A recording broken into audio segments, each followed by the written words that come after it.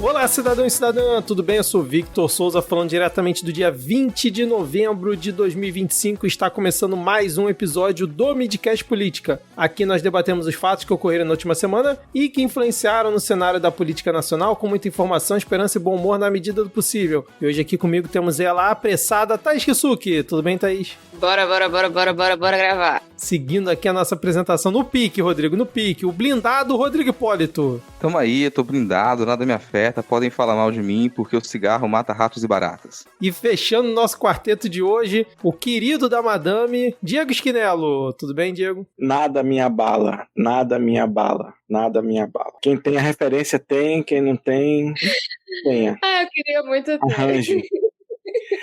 Agora, Diego, a minha referência na abertura foi porque a madame não está entre nós, né? E ela recentemente disse que você é o mais querido dela, então por isso que veio a referência, o querido da madame. Entendeu? Muito bem. Então, assim sim.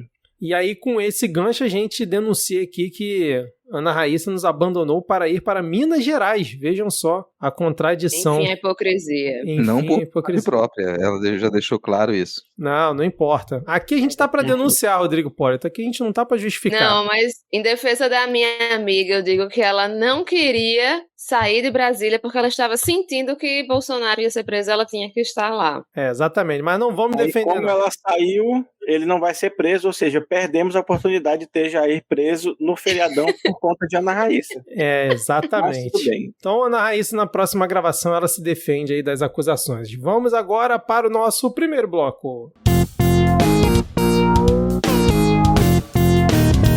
A Polícia Federal prendeu nessa última segunda-feira, dia 17, Daniel Vorcaro, dono do Banco Master, no aeroporto de Guarulhos. Segundo investigadores, ele estava tentando fugir do país em um avião particular para Malta. Ele foi alvo de uma operação que mira a venda de títulos de créditos falsos. A instituição emitia CDBs com a promessa de pagar ao cliente até 40% acima da taxa básica do mercado. No entanto, esse retorno era irreal. Segundo a Polícia Federal, o esquema pode ter movimentado 12 bilhões com B de bananada. No total, a operação Compliance Zero, já fica aqui minha crítica à PF, achei fraco o nome, né, Compliance Zero, cumpriu todos os 7 mandados de prisão, incluindo Ângelo Antônio Ribeiro da Silva, um dos sócios do banco que se apresentou à polícia na capital paulista. 4 outros diretores do banco também foram presos. A prisão de Vorcaro aconteceu horas após o consórcio liderado pelo grupo de investimento Fictor Holding Financeira. Podia ter Fictor lá, a gente não pesquisou, né? Fictor lá no jogo dos nomes lá,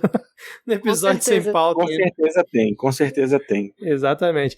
Após a Fictor, né, anunciar a compra do Banco Master e pouco mais de um mês após o Banco Central ter rejeitado a aquisição pelo BRB, né, o Banco de Brasília. Na manhã dessa última terça-feira, o Banco Central emitiu um comunicado decretando a liquidação extrajudicial do Banco Master e a indisponibilidade dos bens dos controladores e dos ex-administradores da instituição. Com isso, qualquer negociação de compra em andamento é automaticamente interrompida. Também no âmbito da operação, o presidente do BRB, Paulo Henrique Costa, foi afastado do cargo por decisão judicial. O afastamento é pelo prazo de 60 dias, segundo o banco. Paulo Henrique Costa está nos Estados Unidos, segundo informou o governador do DF, Ibanez Rocha. Segundo o blog da Malu Gaspar, a investigação da Polícia Federal descobriu que a cúpula do banco, junto com a do BRB, fabricaram pelo menos 20 títulos de créditos que nunca existiram para justificar a transferência de 12,2 bilhões do Banco Estatal de Brasília para o Master entre janeiro e maio de 2025. Num primeiro momento, a tentativa de encobrir a fraude se deu com a apresentação de contratos de crédito consignado de 2 associações de servidores da Bahia ligadas ao ex-diretor do Master, Augusto Lima, também preso na operação. Um valor entre 4 e 5 bilhões de reais foi justificado dessa forma. O Banco Central, porém, logo desmontou essa versão, já que as 2 entidades não só tinham poucos associados, como não tinham, na realidade, nenhum crédito consignado que pudesse justificar a emissão de títulos de crédito. Foi então que o Master e o BRB compraram uma empresa de fachada chamada SX016 e mudaram o nome para Tirreno, não se perca, Rodrigo Hipólito, para produzir novos contratos falsos que justificassem os créditos todos falsificados entre abril e maio deste ano. Segundo agora o blog do Valdo Cruz, investigadores afirmaram que várias operações com o banco foram fechadas por pressão de autoridades do mundo político, entre elas governadores e parlamentares com influência em instituições financeiras e fundos de pensão. O governo do Distrito Federal foi citado e se tornou réu em um processo iniciado pela CVM, a Comissão de Valores Mobiliários, referente ao BRB. O mesmo vale para Juliana Souza Pinheiro, chefe de gabinete do governador Ibanez Rocha. Ela foi incluída por ser conselheira fiscal do BRB, banco que é controlado pelo governo local. Consultada, a CVM disse não comentar casos específicos. A abertura do processo aconteceu um dia após a prisão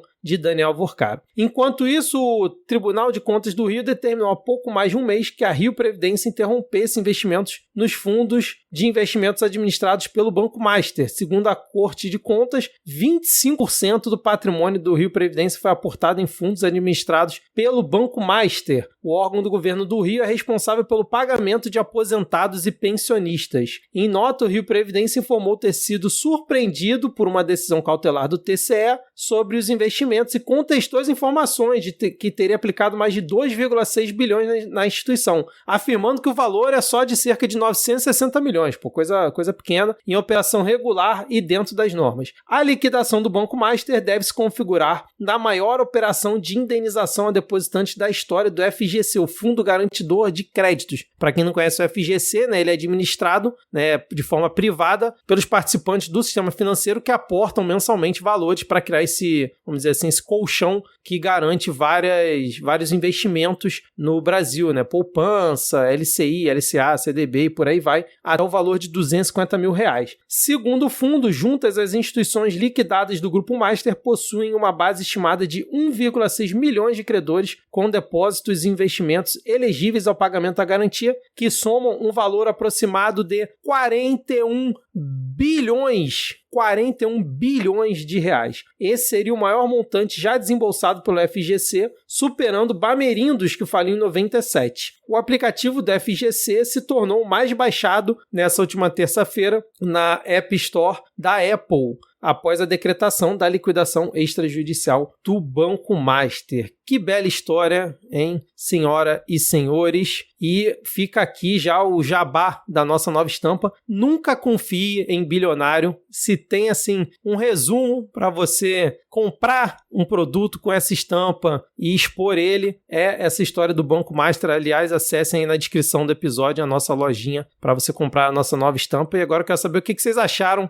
de toda essa treta. Antes dos comentários sérios e a análise acurada dos maiores times financeiros da podosfera brasileira, nós queremos fazer aqui alguns avisos, aos nossos ouvintes. Você que sacou o seu FGTS aí quando se aposentou e emprestou para aquele cunhado que disse que é hacker do sistema financeiro, ou para aquele marido da sua prima de segundo grau que estava aí prometendo pagar mundos e fundos, ele provavelmente não estava envolvido nessa história, tá? Ele te roubou de outra maneira, então vai atrás dele assim mesmo, porque ele vai aproveitar a desculpa da queda do banco, da quebra desse banco para dizer que perdeu seu dinheiro nisso. Não acredite, isso não é verdade. E a segunda questão é que, em clima de reforma da Previdência, o que seria do Brasil se não fosse o compliance dos bancos públicos? Meu Deus do céu. Ô, Diego, não à toa o nome da operação é Compliance Zero, cara? Mostrando Porra, que... velho?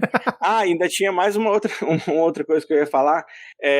Isso mostra porque que todos os outros bancos de Estado acabaram na década de 90. O BRB ele é uma relíquia dessa era que ainda tá se mantendo, saberemos até quando. Exatamente, cara. E por falar em BRB, a gente fica se questionando até quando que o nome diretamente do Ibanez vai ser de fato trazido à tona, porque é algo que tá complicando para ele, tá pesando para o lado do governador do Distrito Federal. O Vorcaro, ele tá tentando habeas corpus, disse que não ia fugir, que ele, enfim, estava viajando para assinar papéis. Temos que apresentar o assinador do Gov.br.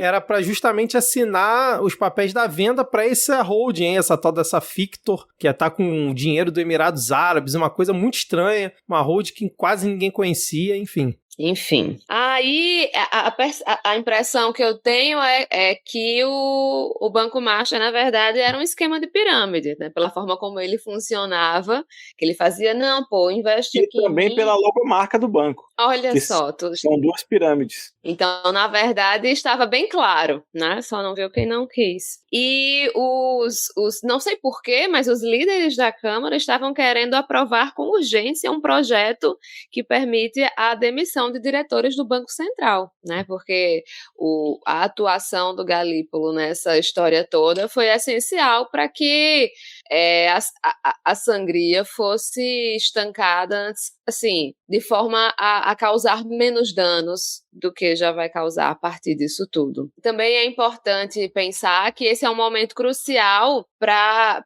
se agir, porque assim, a gente teve o caso das lojas americanas, né, que foi a última escrotice dos bilionários brasileiros. Então, assim, a gente tem que dificultar esse tipo de coisa, fazer que nem o populismo da extrema-direita, né? Temos que aumentar as penas para os bilionários que cometem fraudes, fortalecer, vigiar e punir. Pronto.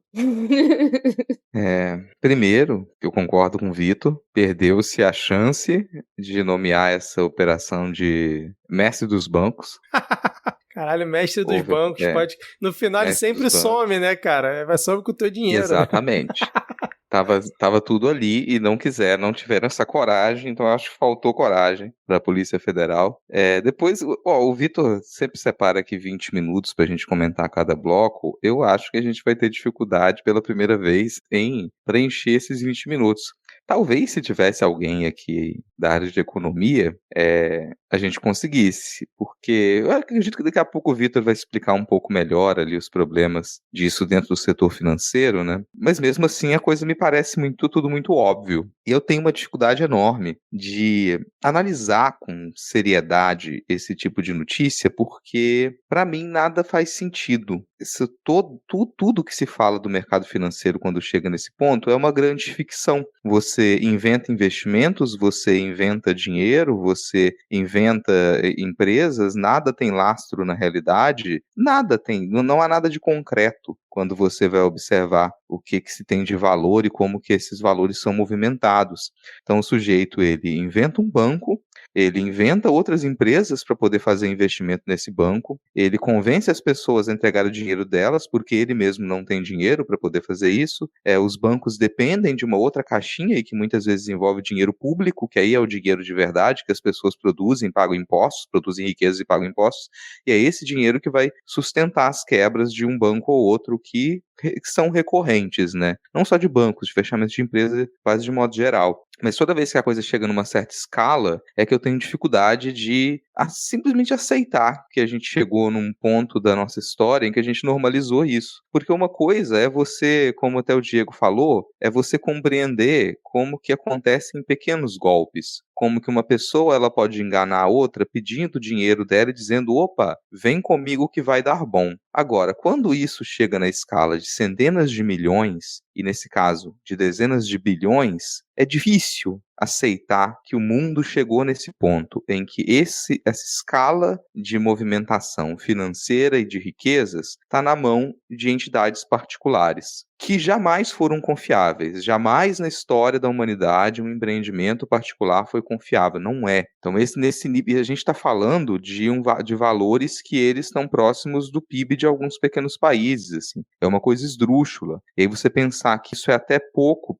quando a gente compara com a quantidade de riqueza que é movimentada por grandes instituições privadas, às vezes representadas na figura de um único sujeito ou de uma só família, isso é bizarro demais para a gente simplesmente aceitar que é normal. Não deveria existir entidade privada com esse poder financeiro, indivíduos ou pequenos grupos ou famílias com esse poder financeiro, porque isso pode destruir parte da economia de um país, isso pode fazer com que as pessoas elas percam todo o seu dinheiro, percam o investimento de uma vida, isso desestrutura a sociedade de uma maneira que a gente já sabe que não deve acontecer. A gente já sabe que não deve acontecer. Então é difícil de aceitar e falar, opa, tudo bem, vamos tentar corrigir isso agora, a gente está diante de mais um problema, e a gente faz esses comparativos históricos, como o Vitor bem fez com outros bancos, que eles eram, no fim das contas, insustentáveis. Não dá para aceitar banco privado, ainda mais nessa escala.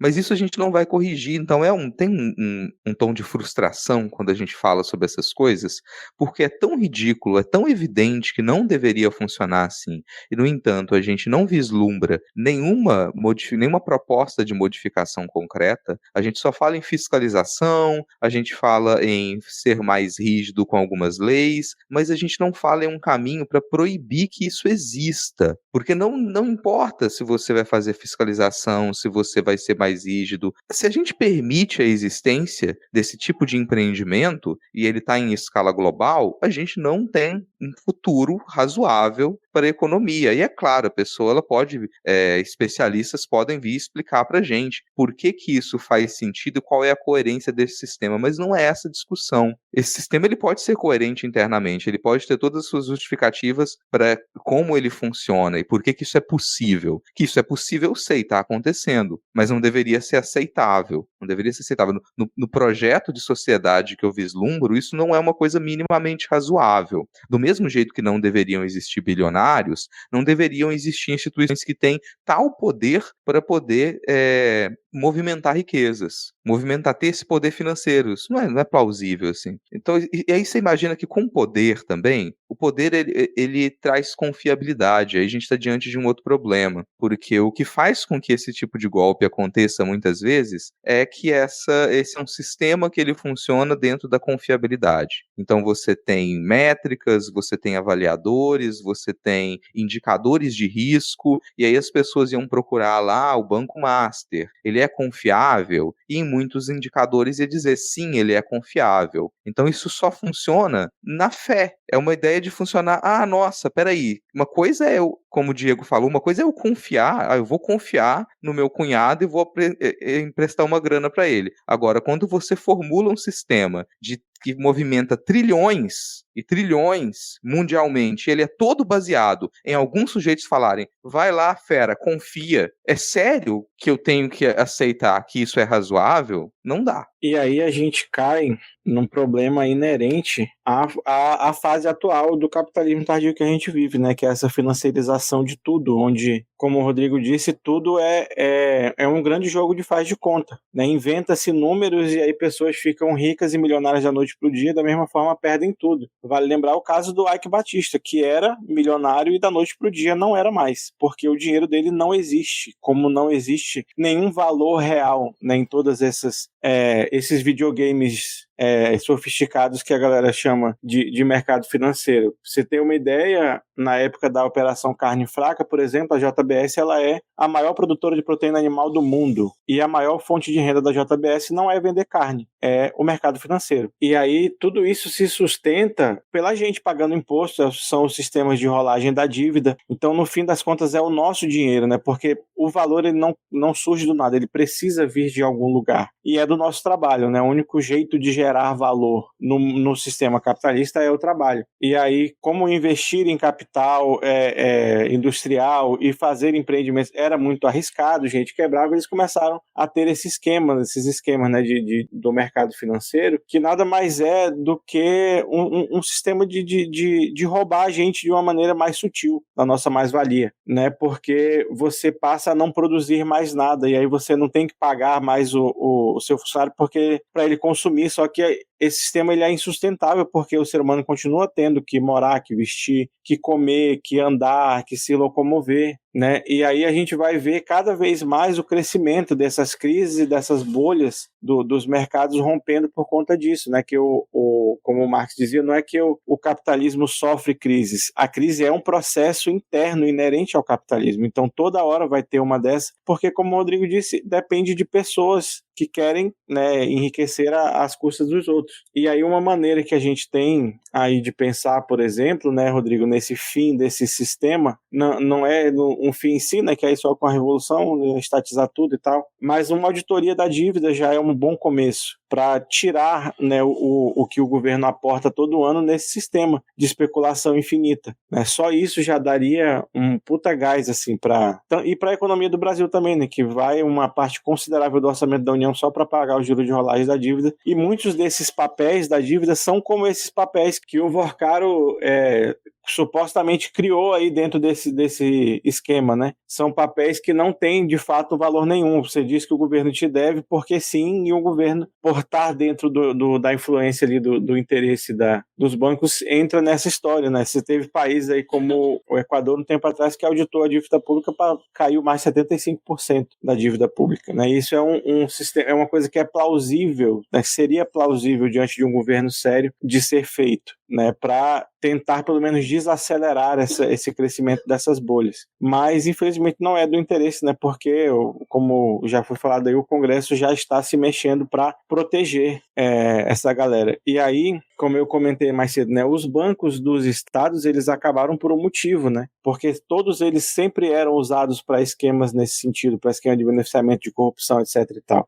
Porque o governo estadual ele é muito próximo, né? Se a gente comentou aqui umas semanas atrás sobre o governo do Rio de Janeiro e sobre o PL antifacção, que botava muito poder na mão do governador, e isso tudo roda muito ali dentro, né, das oligarquias de cada estado, que a gente sabe que tem estados que são governados pelas mesmas famílias desde as capitanias hereditárias. E é uma loucura, sabe, que mesmo o banco estatal ainda seja usado para coisas assim, por conta da falta, né, de um sistema de gestão mais sério nesses casos de bancos estatais menores. Previdência, né, vários municípios e estados investiram nesse banco, e aí como esses são valores acima do que o FGC garante, aí eles vão para liquidação. Eles vão depender da venda dos ativos desse banco para que tenha liquidez aquilo que eles investiram. E como esse cara, tudo que ele tinha era inventado, muito possivelmente vai ser difícil, né? O Vitor pode explicar melhor, vai ser difícil de conseguir recuperar a totalidade desses investimentos. E aí é a previdência do trabalhador que se lasca mais uma vez. Pois é, assim, para quem por acaso está meio perdido nessa história, nessas siglas, né? CDB basicamente é emprestar dinheiro para banco. O nome é Certificado de Depósito Bancário, então o banco ele emite lá um título e aí, ou uma instituição financeira, e te diz, vou te pagar daqui a um tempo, é uma renda fixa, né, um título de renda fixa, e aí ele bota lá um juros, e aí depois de um tempo você vai receber aquele valor que você aplicou com aqueles juros, e aí ele pega esse dinheiro que você emprestou para ele e vai usando nas atividades dele, nos investimentos e tudo mais. Então, basicamente é você emprestar dinheiro para banco, então você já tira daí. E essa putaria que o Banco Master fez é obviamente patrocinada pela Faria Lima, né? Sempre bom a gente lembrar isso. Como a gente já falou outras vezes aqui, eu principalmente, né, que a Bolsa é um jogo de bicho aí de Playboy, né? Só que com menos garbo e elegância, e recentemente a gente teve aquela operação da Polícia Federal também relacionando o PCC, né, os ativos do PCC com a Faria Lima. Quem avalizou isso tudo e quem também ficou com medo de perder o seu dinheiro quando viu que a merda estava estourando foi a Faria Lima. É sempre bom lembrar isso, porque essa questão do Banco Master já vem sendo dita há um bom tempo, cara. Há um bom tempo que já vem se falando que o Banco Master não tinha transparência, que o Banco Master não tinha mais solução, né? E as pessoas meio que foram tentando fingir que estava tudo bem. Tanto que isso é uma reportagem na Bloomberg falando que o Banco Central foi alertado durante anos na gestão do Campos Neto, né? Campos Neto esse que é conselheiro do Nubank hoje em dia, né? Para quem por acaso não está sabendo, é a famosa porta giratória do mercado que a gente sempre vê acontecendo.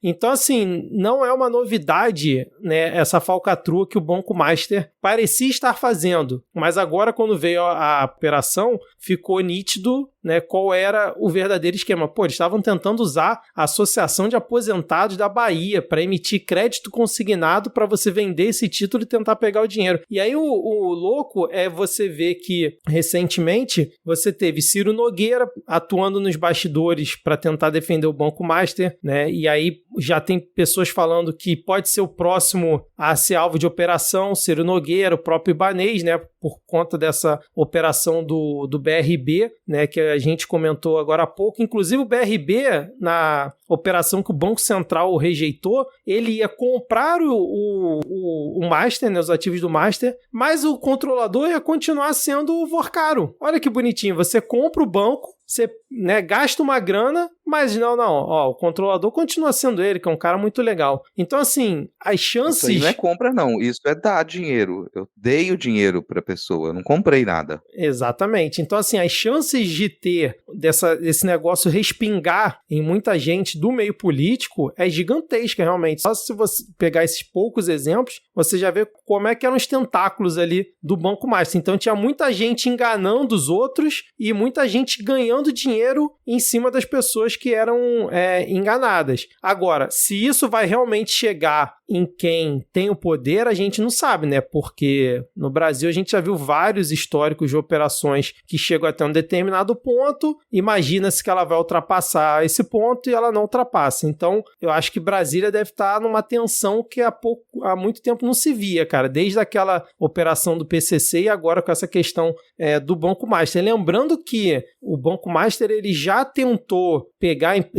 ele pegou empréstimo com a FGC recentemente, e aí o cara pegou 4 bilhões com a FGC, e eu acho engraçado é que ele continua andando tranquilamente por aí, né? Como se nada tivesse acontecendo, transitando aí com 4 bilhões da FGC, e pagou 200 milhões, que era mais urgente, rolou a dívida mais um tempo, isso foi mês passado, e agora veio a liquidação. E é isso, cara, essa é a situação que nós temos, mais uma putaria de bilionário, como a Thaís muito bem lembrou, a gente teve recentemente a da Americanas, é sempre bom lembrar. E o que eu fico mais puto da vida é que, além desses caras estarem dando golpe, né, em muita gente com essa fraude, enquanto estavam curtindo a vida, né, você vê a Rio Previdência, cara, com 1 bilhão pelo menos investido em títulos do Banco Master, como é que essa galera vai ficar? Será que vai conseguir realmente, pelo FGC, receber parte desse dinheiro? O problema é que agora, além disso, vai ter muita gente se aproveitando dessa situação para dar golpe nos outros.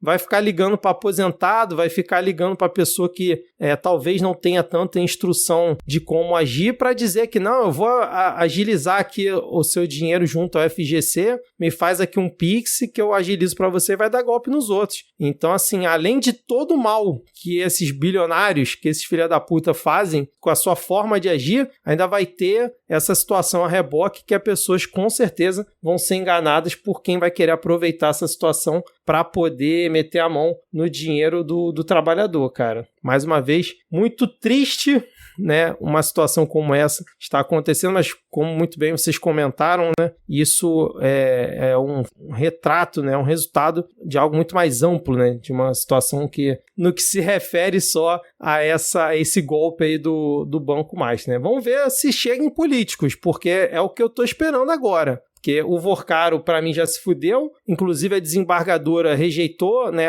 o habeas corpus dele hoje, manteve a prisão. Se não chegar, pelo menos, no Ibanez, aí, cara, pode fechar tudo, porque não tem condição.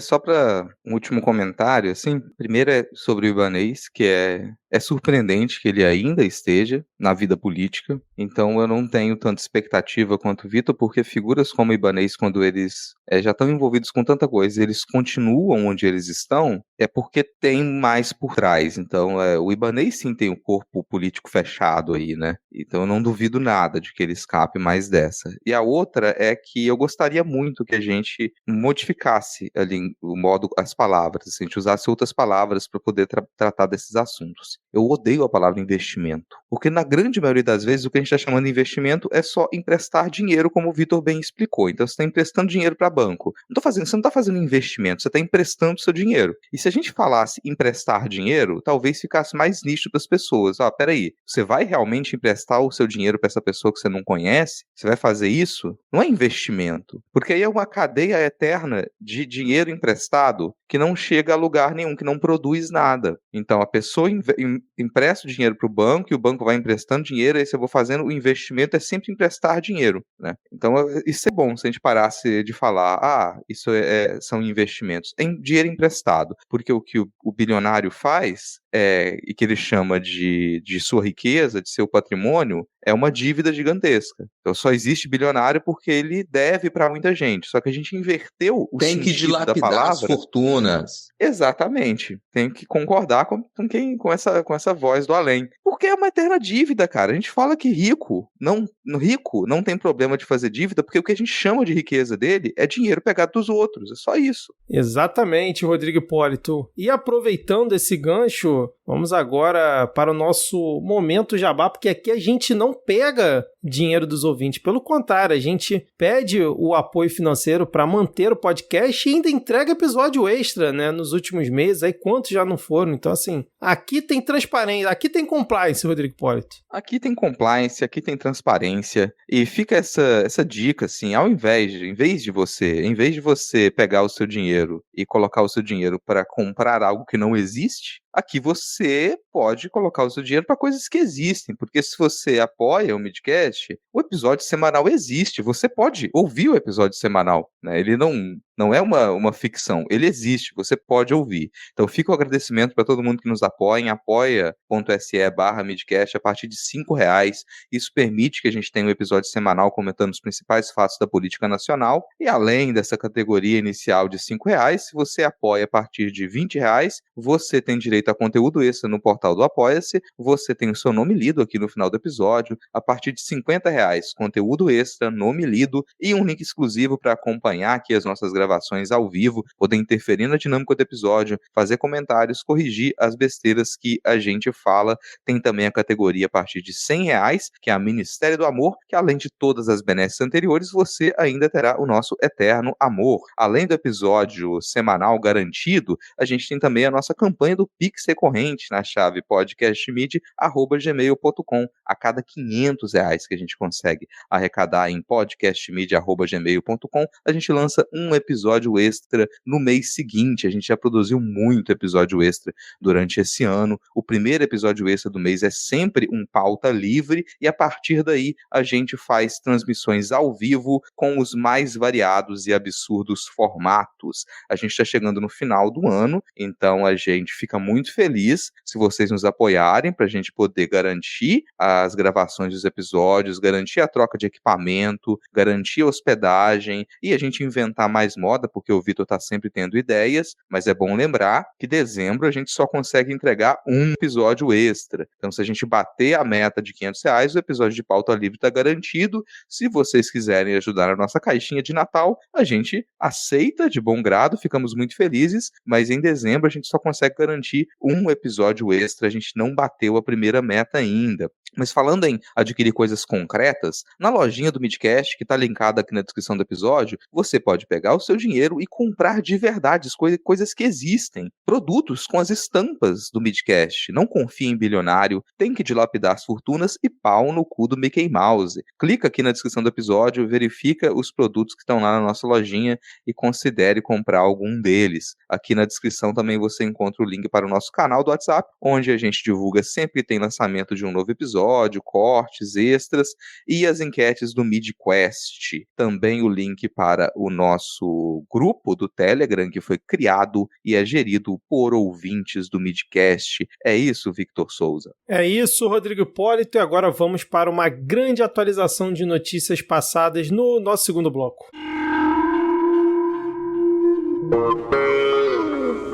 Bom, vamos começar então nosso segundo bloco falando aqui, né, sobre alguns pontos da COP30. Nesta última terça-feira, dia 18, durante a COP30, o governo federal anunciou a homologação de 4 terras indígenas, a assinatura de 10 portarias declaratórias pelo Ministério da Justiça e Segurança Pública e a aprovação de 6 relatórios circunstanciados de identificação e delimitação da FUNAI. A publicação do pacote de entregas do governo federal foi feita no Diário Oficial da União. O pacote de entregas estabelece diálogo direto com a demanda prioritária dos povos indígenas levada à Conferência do Clima por suas delegações e representações. A demarcação de territórios indígenas como política de mitigação eficaz dos efeitos da emergência climática. Com 2,1 milhões de hectares e localizada nos municípios de Faro e Oriximiná, no Pará, e em Inhamundá, no Amazonas, a terra indígena Cachuiana Tunaiana foi homologada como território de povos isolados Cachuiana, Tunaiana, Carriana, Catuena, Mauaiana, Tiquiana e Xereu e Ixicariana. Desculpa aí se eu pronunciei algum nome errado, gente. E Xerê Catuena. As demais... Tá vendo, Ana Raíssa? Tá vendo, Ana Raíssa, o que as suas férias estão nos custando?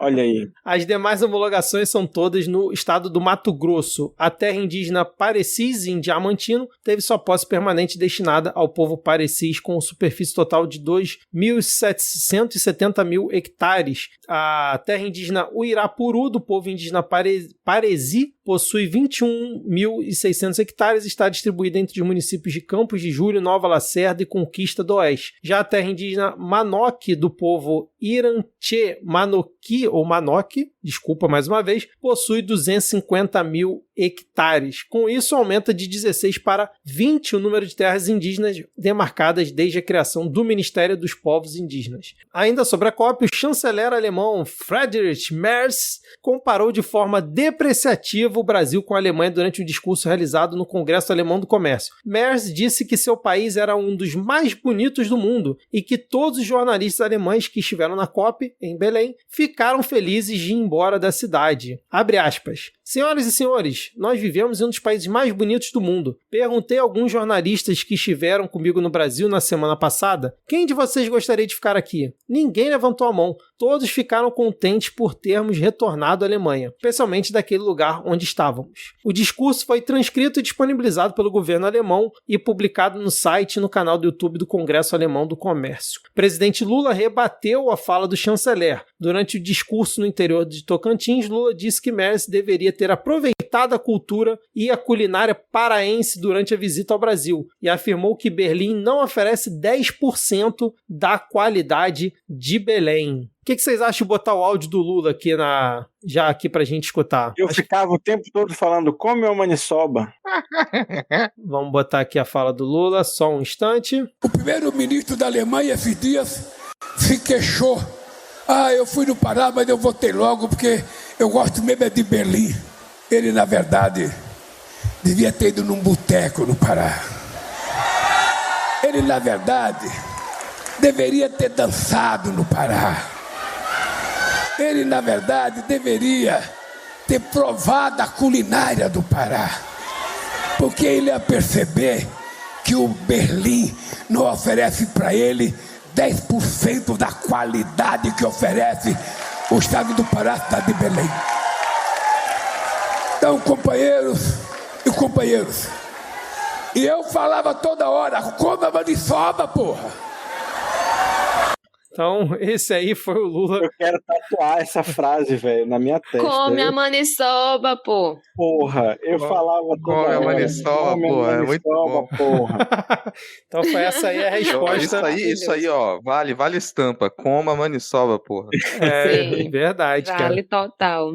O ministro do Meio Ambiente da Alemanha, Carsten Schneider, anunciou nessa quarta-feira, vulgo ontem, que o país vai investir 1 bilhão de euros no Fundo Florestas Tropicais para Sempre, o TFFFF. O anúncio ocorreu logo após Schneider pedir desculpas ao presidente Lula pela fala do chanceler alemão. O ministro disse que o chanceler se referiu ao cansaço da delegação após uma longa viagem e não ao país ou ao povo brasileiro. Merz, por sua vez, voltou a falar nessa quarta-feira sobre a polêmica. Segundo ele, o presidente Lula terá que aceitar que a Alemanha é um dos países mais lindos do mundo. Se já não bastasse todas essas polêmicas e também em relação à organização da COP30, né, que a gente também comentou semana passada e muito se falou ao longo dos últimos dias, hoje, no dia que estamos gravando, um incêndio foi registrado no pavilhão dos países, uma das áreas da zona azul da COP30. Os primeiros relatos do problema aconteceram pouco depois ali das 2 da tarde. A organização diz que que o fogo foi controlado em aproximadamente 6 minutos e que 13 pessoas foram atendidas por inalar fumaça, e foram, assim, cenas que impressionantes, assim, né? Tava rolando ali um evento e de repente as chamas começaram a brotar atrás da galera, começou a lamber tudo, mas conseguiram controlar. E aí, o que vocês acharam, né, dessas situações aí, essa treta aí com o MERS, a questão da demarcação das terras indígenas que a gente comentou na semana passada, né? Ô Lula, quer fazer algo de legal nessa COP? Bota aí a demarcação durante a COP, realmente aconteceu. E essa questão do incêndio, né? Tem um pedido válido aqui no chat. O Reni tá pedindo com todo carinho para você comentar o tweet do seu prefeito sobre o caso. Rapaz, o tweet do Eduardo Paes, muito bem lembrado, Reni. Deixa eu procurar aqui. O Eduardo Paes, ele só lembrou que era carioca e esqueceu que era prefeito. E você pode culpá-lo? Não, jamais. Afinal, nós sabemos que Eduardo Paes e o Rio de Janeiro são a carta Os Enamorados. Mas é também o Eduardo Paes, ele saindo do modo Bukele dele, né, de segurança pública, para poder assumir o modo carnavalesco, já que a campanha tá aí. Vão comentando aí, porque eu não tô achando, acho que ele apagou, cara. O Reni falou que ele apagou. Ah, mas alguém mandou print no grupo, pega o print. Eu fiquei surpresa agora quando o Vitor falou que o incêndio só durou 6 minutos, porque de fato foi uma coisa assim bizarra, assim, muito rápida e muito grande. Ninguém se machucou, ainda bem. É aquela coisa assim que a gente vê um negócio, a gente vê as coisas acontecendo, aí umas coisas imediatamente vêm à mente da gente, né? Tipo a Boate Kiss, era uma parada muito inflamável, e aí por causa disso pegou fogo muito rápido, mas por sorte era um ambiente amplo, então assim as pessoas conseguiram evacuar o espaço, aparentemente também sem grandes problemas. As pessoas que foram hospitalizadas foram por terem inalado a fumaça do incêndio, não porque alguém chegou a se queimar nem nada. Eu vi que o incêndio aconteceu no pavilhão da Índia, na área da Índia. Tem alguns vídeos mostrando, né? Vários vídeos, várias pessoas gravaram, mostrando o momento em que aconteceu.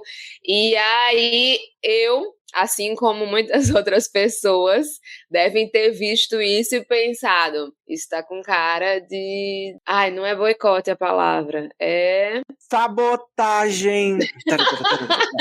Sabotagem! Eu quero que você... Exatamente. Cheirinho de sabotagem.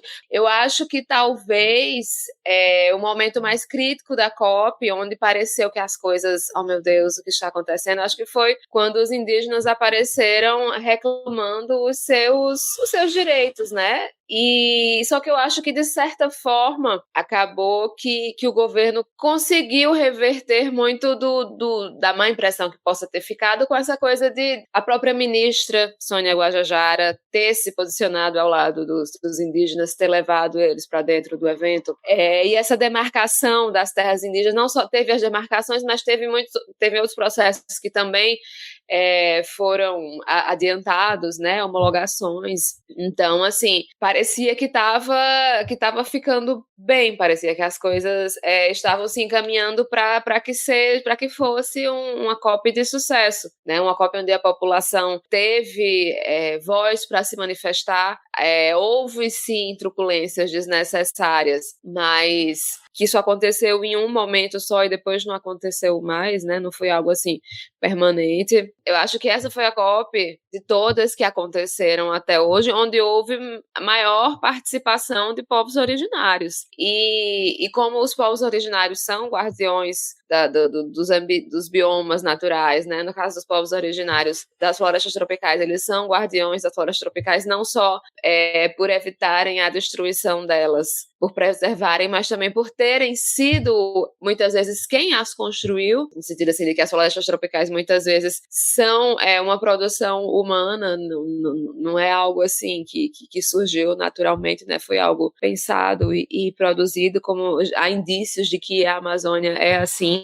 Então, assim, isso também é algo que no fim de tudo é algo positivo que está ficando desse evento. o chanceler, pra variar, né, o chanceler tendo que corrigir as merdas que um governante faz, quando, na verdade, eu acho que o Merz ficou com recalque, porque para o cara sair da Amazônia, eu não conheço Belém, nunca estive lá, mas sempre ouvi muitas pessoas dizerem que é uma cidade muito bonita. Então, a pessoa sair da região amazônica, sair do Brasil, só vir pro Brasil e dizer, ai, quero voltar pra Alemanha porque lá é muito bonito, pra mim soa como recalque. E o Lula ainda foi muito bonzinho, porque ele disse que o Merz falou que gosta mesmo é de Berlim. Não foi isso que ele disse, né? Ele praticamente falou, eu odeio esse lugar, eu quero ir embora, não gosto de lugares subdesenvolvidos, vou voltar para a minha Alemanha. Ó, achei aqui o tweet do Eduardo Paes que ele apagou.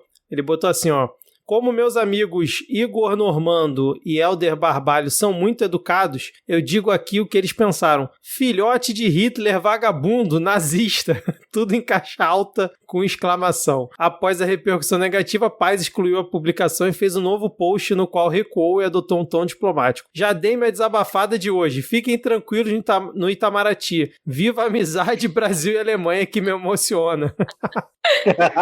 Cara, eu adoro isso. Viva a amizade que me emociona. Tu acabou de chamar o cara de Hitler, caralho, vagabundo nazista, né, cara? Viva a amizade que me emociona é a frase mais carioca, porra, da existência, cara. Depois o cara de você te xingar a pessoa, ela tem que Isso, vir depois de xingar a pessoa. Sim.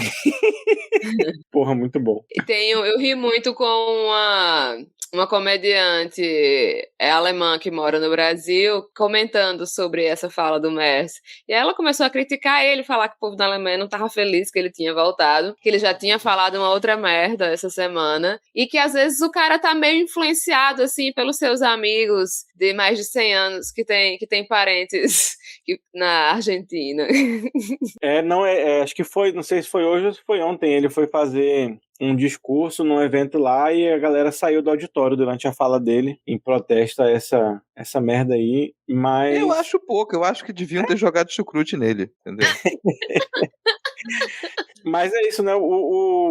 A extrema-direita, ela sempre pede um aceno desnecessário, né? Que o cara não tinha necessidade nenhuma de falar isso, mas como ele tá querendo se chegar mais pro lado dos parentes argentinos, aí ele tem que fazer esses acenos completamente desnecessários à extrema-direita, que é uma infelicidade, né? Mas, cara, o Paes pode ter remendado aí, apagado o incêndio que ele causou na diplomacia brasileira, mas tá bem complicada a situação, né? A gente viu aí que realmente melhorou, né, a questão da relação do governo, né, que estava responsável pela infraestrutura ali, principalmente das tendas, né, mas fica aí sei lá, lição pro Brasil, né, de ter uma atenção um pouco maior para isso. Eu até comentava com o Vitor aqui mais cedo, não sei se, por exemplo, uma coisa que acontece muito quando vai ter algum tipo de evento de grande porte lá na Amazônia é você ter o planejamento desse evento ser executado por pessoas que não são de lá. Então a pessoa está acostumada a planejar refrigeração para uma tenda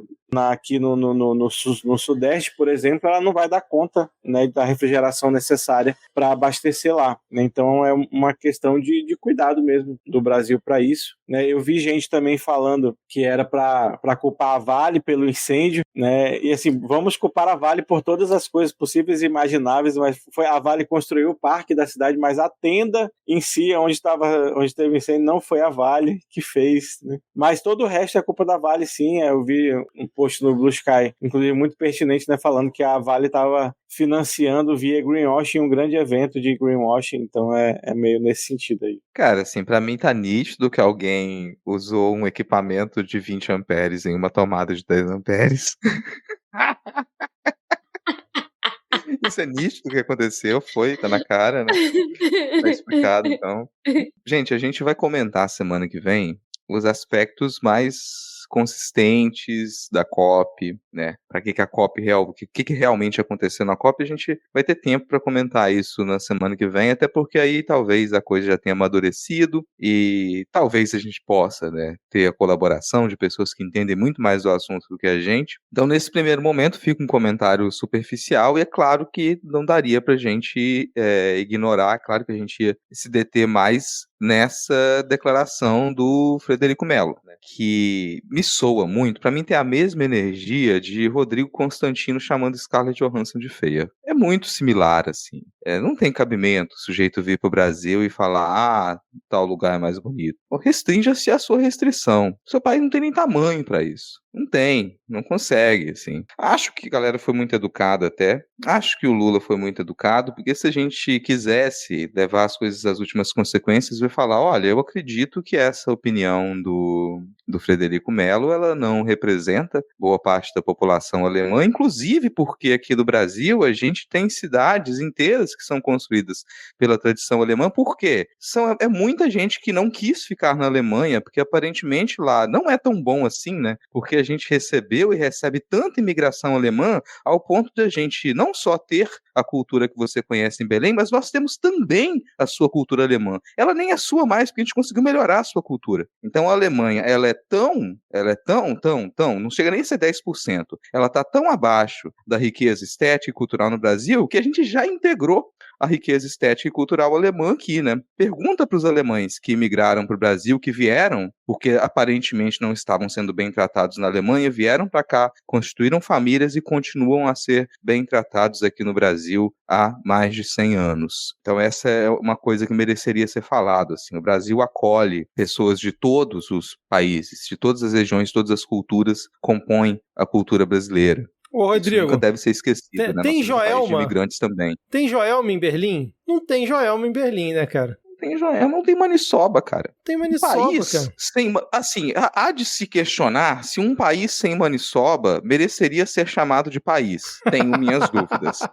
Aí esse é um ponto, assim. Mas mais do que isso, a gente se coloca, às vezes, numa posição de falar, vamos diminuir isso. Mas não acredito que deveria ser desse modo. No mínimo, isso é uma extrema falta de educação. Um líder de um país, ele ir para uma reunião num outro país, como convidado, e ele ofender esse país. Porque é isso que aconteceu. Isso, se a gente pegar por baixo. Por cima, é o representante da Alemanha que ele está criando um contratempo diplomático. Ele está criando uma crise diplomática. Então, tá lá o Eduardo Paes brincando e tal, falando, fica tranquilo, Itamaraty. Mas não sei se a gente deveria ficar tão tranquilo e a gente deveria exigir desculpas oficiais do Estado alemão, porque eles vieram para o nosso país e eles ofenderam de modo racista o Brasil. Foi isso que aconteceu. Então, não acho que a gente deveria diminuir. Não quiseram criar mais um climão na COP do clima, né?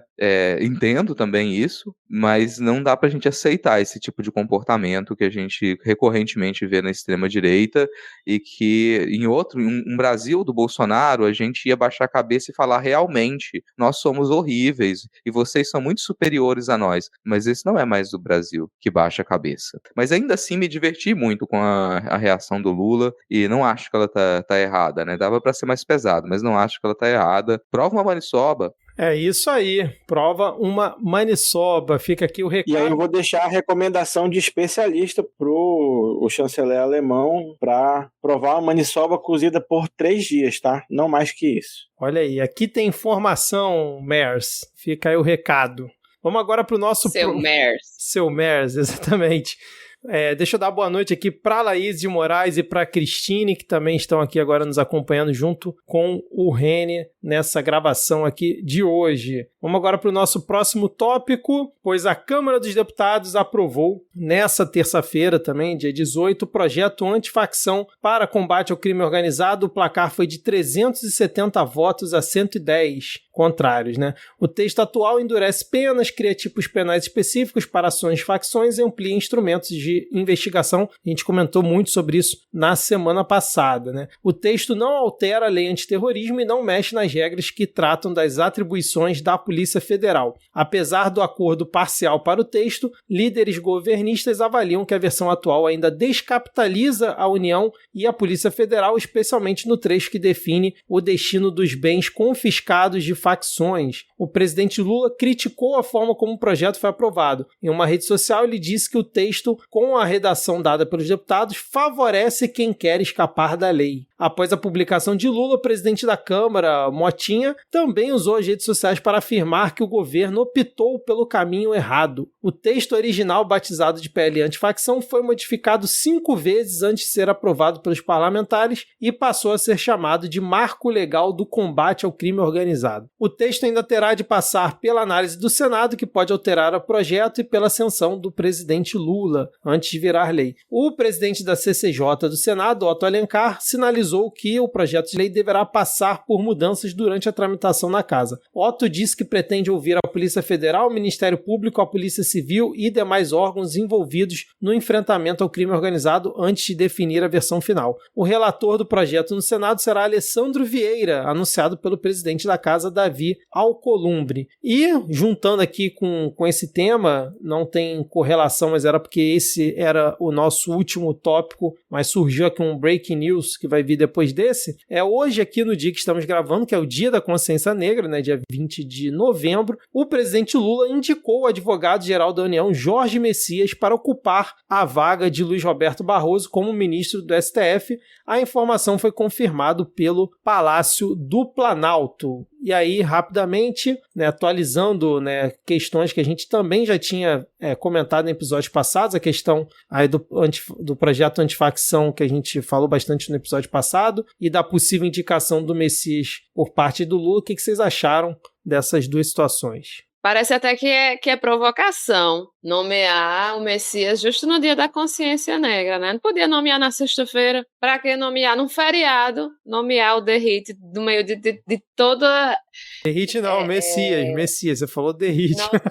Ave Maria, bata na madeira aí, lave a boca com sabão. Pronto. Não, eu Desculpa, senti até um calafrio aqui agora. É porque eu vou falar dele no futuro, misturei os nomes, foi mal, exagerei, perdões, ouvintes. Então, assim, parece até provocação Lula indicando o Messias no dia da consciência negra, né, diante de toda o pedido, a comoção que tem acontecido nas últimas 3 indicações de que fosse uma mulher negra. Enfim, ele poderia ter feito essa indicação no dia seguinte, né, na sexta-feira, no dia anterior, fazer justamente na quinta, que ainda por cima é um feriado.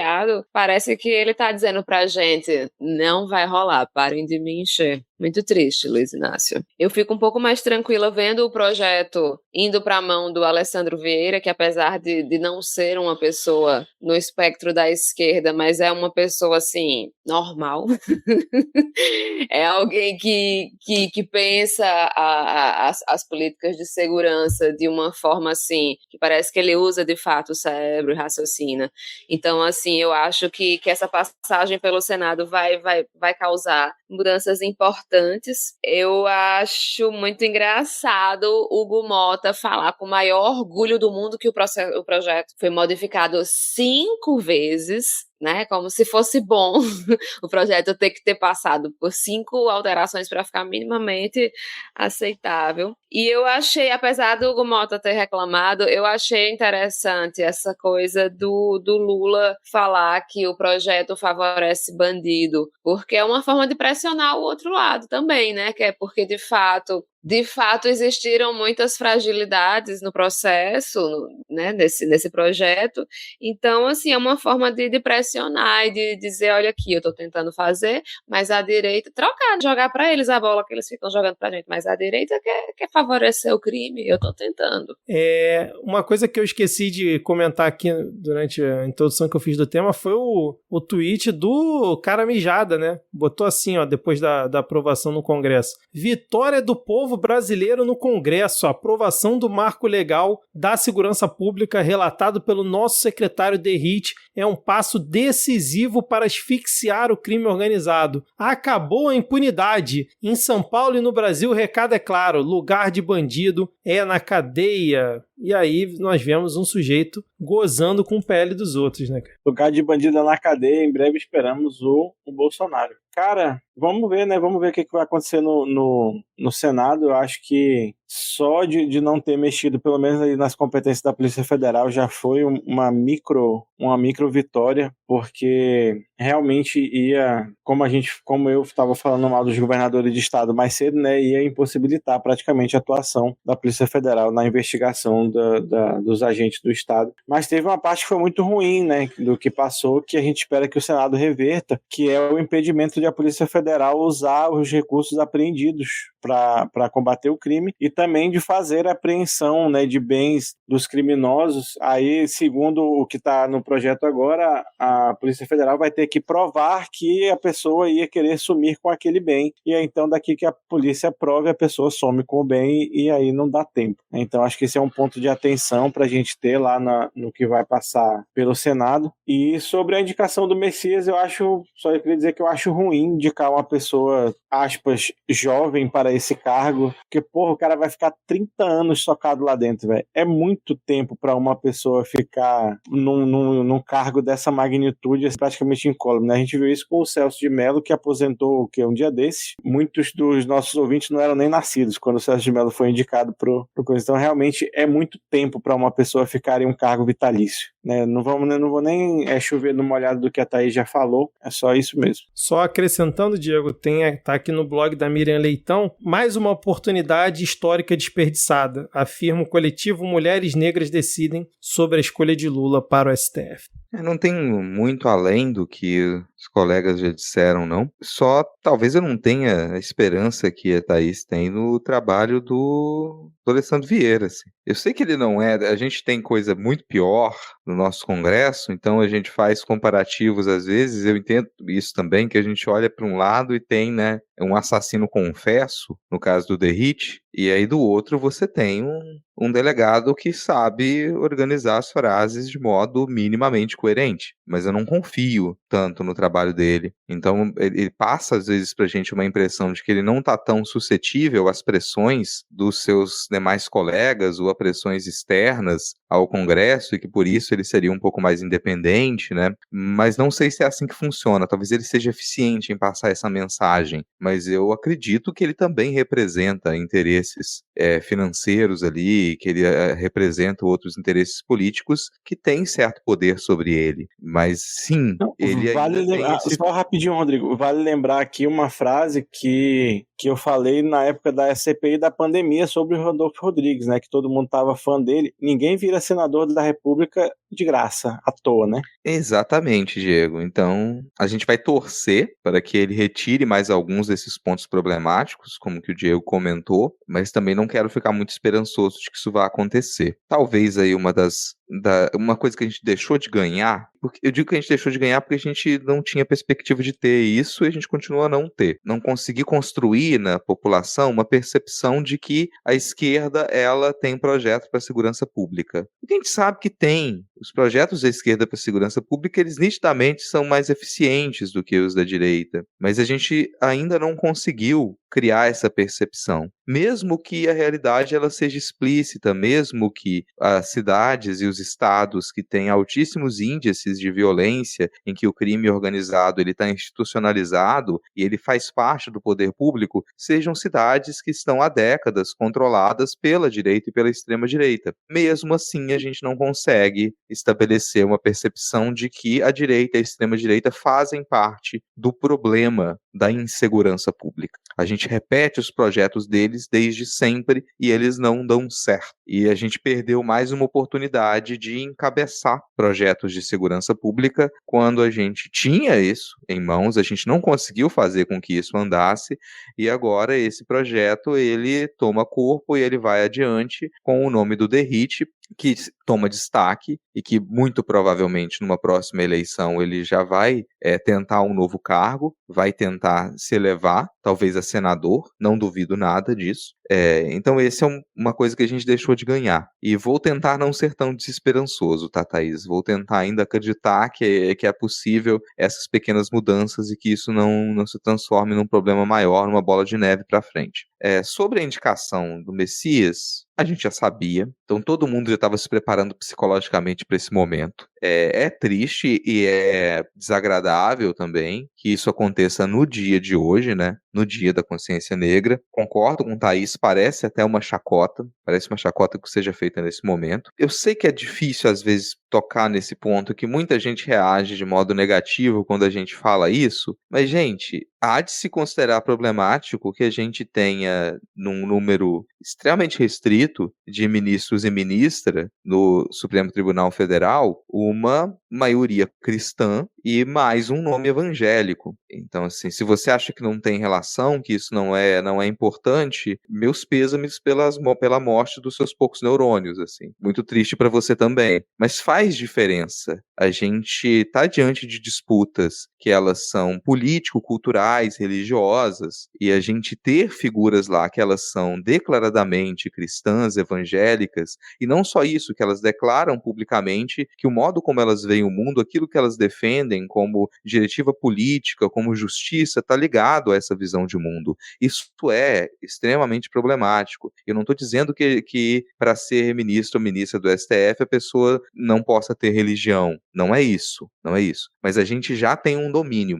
A gente tem um domínio estatal baseado em valores cristãos e a gente tem um domínio judiciário baseado em valores cristãos, a gente tem um domínio policialesco baseado em valores cristãos, a gente tem um domínio educacional baseado em valores cristãos e a cada oportunidade que a gente tem na esquerda para poder fazer com que essa balança pare de pesar tanto para o lado da moral e da diretiva cristã e a gente perde isso, a gente se afunda mais no problema sociocultural que a gente tem. Então a gente vem de uma semana também com várias notícias indicando em que nível que está esse problema. A gente tem escolas sendo invadidas por policiais armados porque tinha uma ação pedagógica envolvendo o conteúdo de religiões afro-brasileiras. E aí tem policial entrando armado, entrando com metralhadora dentro de escola. A gente continua a ter terreiros sendo queimados, sabe? A gente tem pessoas sofrendo violência física, psicológica constante. A gente tem uma doutrinação cristã dentro das escolas que ela parece que nunca vai acabar se a gente não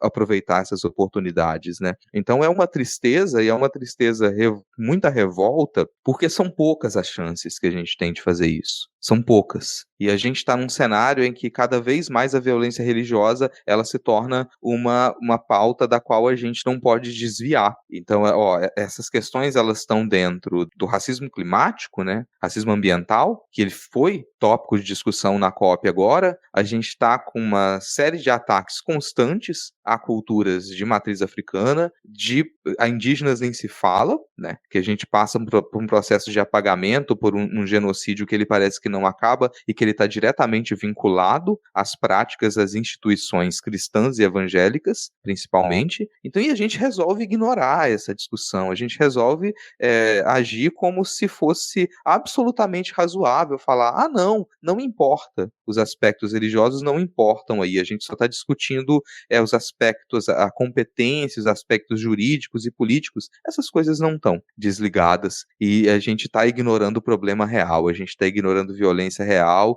tem gente sofrendo de modo concreto por conta disso, e lá se foi mais uma oportunidade de fazer com que essa balança pendesse pelo menos um pouquinho pro lado que sofre com essa violência religiosa. É isso aí, cara. Muito bem. Belas colocações que vocês fizeram aqui em relação a esses dois temas e vamos agora rapidamente para o nosso Breaking News que a gente teve um pouco antes de começar a nossa gravação. Então, os Estados Unidos anunciaram nesta quinta-feira a retirada da tarifa de 40% de alguns produtos brasileiros. A decisão foi publicada pela Casa Branca. A seleção inclui carne bovina, café, açaí, cacau e diversos outros produtos. São mais de 200 itens que foram acrescentados à lista de exceções do tarifaço aplicado ao Brasil. A decisão é válida para produtos que entraram nos Estados Unidos a partir do dia 13 de novembro, mesma data da reunião entre o ministro das Relações Exteriores brasileiro Mauro Vieira e o secretário de Estado dos Estados Unidos Marco Rubio, que tratou sobre as tarifas. Ao contrário da ordem executiva da semana passada, que era global, a decisão de hoje se aplica aplica somente ao Brasil. Na ordem desta quinta, Trump citou a conversa com o presidente Lula no início de outubro e escreveu que a retirada das tarifas é consequência das negociações entre o governo brasileiro e o norte-americano. E aí eu já vou fazer aqui a transcrição do que o Lula falou agora há pouco também. Ele está participando de um evento lá no Salão do Automóvel em São Paulo e abre aspas aqui para ele. Hoje eu estou feliz porque o presidente Trump já começou a reduzir algumas taxações que tinha feito em alguns produtos brasileiros. Essas coisas vão acontecer na medida que a gente consiga galgar respeito das pessoas. Ninguém respeita quem não se respeita. Em política e em economia não tem mágica. Você tem que fazer aquilo que é possível fazer, na hora que é possível fazer, sem pegar ninguém de sobressalto. E aí, obviamente, a gente não podia deixar aqui, né, de comentar, é quase um momento Little Banana aqui, né? A gente não poderia deixar de comentar o que a dupla dinâmica Paulo Figueiredo e Eduardo Bolsonaro, né, o neto de ditador e o Little Banana, comentaram sobre essa decisão do Trump. Vamos lá começar pelo neto de ditador. Segurem as calcinhas, 2 pontos. Trump simplesmente retirou as tarifas de alguns produtos brasileiros, como já tinha feito anteriormente, entre parênteses, em busca da redução de preços domésticos. Aí eu não sei se é uma meia risca ou um hífen, em alguns setores onde os Estados Unidos não são competitivos. A tarifa-Moraes segue normalmente em 50%. Avisa aos colegas que se for para jogar confete na diplomacia de Mauro Vieira, por coerência terão que fazer o mesmo com os ministros das relações exteriores de pelo menos uma dúzia de outros países que foram beneficiados pela mesma medida. Aí mais um hífen, até antes do Brasil. E aí depois a gente teve o Bananinha, que o Bananinha devia estar preparando, né? Tava meio perdido no pagode. Botou aqui, a tarifa-Moraes de 50% sobre a maioria dos produtos brasileiros é consequência direta da crise institucional causada pelo ministro Alexandre de Moraes, cujos abusos já preocupam o mundo e afetam a confiança internacional no Brasil. É preciso ser claro, 2 pontos. A diplomacia brasileira não teve qualquer mérito na retirada parcial dessas tarifas de hoje. Assim como beneficiou outros países, a decisão dos Estados Unidos decorreu apenas de fatores internos, especialmente a necessidade de conter a inflação americana em setores dependentes de insumos estrangeiros. Adivinha quem que criou essa inflação, né, gente? Vamos lá. Ressalta-se ainda que, com eleições legislativas marcadas para 2026, o governo Donald Trump precisa entregar resultados rápidos para que a população sinta a redução da inflação antes das urnas. Cara, é assim, que loucura esse tweet, mas foi essa a repercussão. Como entende de governo, né, menina? Olha só. Não, o Little Banana... ciência política, Ele deve estar lendo muitos livros dos Estados Unidos. O Little Banana parece aquele corno que fica o tempo todo inventando desculpa pra perdoar o marido. Tá igual a mulher do Tirolipa, né, que eu mandei mais cedo lá no grupo. Pronto. Exatamente. Eu fiquei muito triste pelo Bananinha. Ele deve estar chorando, comendo chocolate na casinha dele, né? Esperando aí 72 horas para ver o que vai acontecer. E só para finalizar, menino, como aconteceu coisa hoje, né? Porque a pauta quase toda foi só de coisas que aconteceram nesta quinta-feira. Que feriado badalado. O Trump disse que foi decorrência da negociação. Exato. É um nível de dissociação cognitiva muito refinado, cara. Ainda bem que a gente não passa perto de chegar lá. Assim, acho que não tem por que se estender tanto nisso. É engraçado, assim. Mas, ao mesmo tempo, é muito deprimente, porque é uma galera que, vamos lá, tem as suas visualizações ali, tem o seu público, né? Mas eles não estão em nenhum veículo organizado de comunicação. Eles estão falando para os seus seguidores, e eu acho que é o tipo de coisa que em algum momento a gente vai parar de levar a sério. Pessoas que têm um perfil e uma rede social e ficam postando coisas, porque é isso, a gente tá... qual a relevância da opinião de um tuiteiro? Nenhuma. Já não tinha, continua a não ter. E para mim eles se reduzem a isso agora, são 2 tuiteiros. é só o que eles são. É uma rede social que nem existe no Brasil mais, né? Assim, só sobrou lá o pessoal que esqueceu que morreu. A galera continua a respirar o ar de outra pessoa, esqueceu, são mortos-vivos pra gente aqui.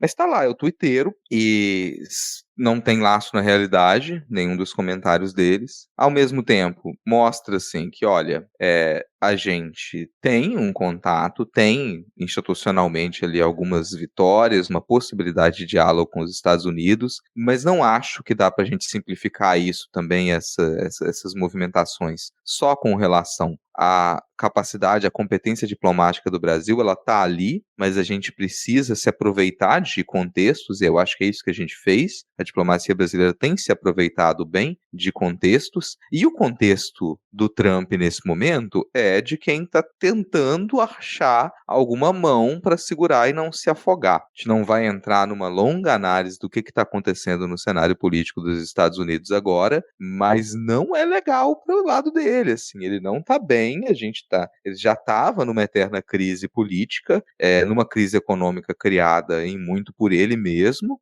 e agora você entra numa crise extremamente midiática que está envolvendo os arquivos do Epstein, né? Que a gente não precisa entrar aqui agora. Mas tudo isso forma um cenário político nos Estados Unidos em que ele precisa, sim, dar algumas respostas imediatas, e aí eu acho que conta não só esse diálogo direto do Brasil, diplomático, com os Estados Unidos, mas sim com o resto do mundo, porque o Trump criou essa situação problemática em escala global para ele, não consegue sustentar o problema que ele criou, e tem que abrir mão de um ponto ou outro em alguns momentos. Enquanto isso, os países que eles sofreram essas sanções, eles continuaram a estabelecer os seus acordos, a criar novos diálogos. Então, nessa história, por enquanto, quem tem perdido mais é os Estados Unidos, descaradamente. E não sei, daqui a pouco talvez eles estejam numa situação em que pessoas como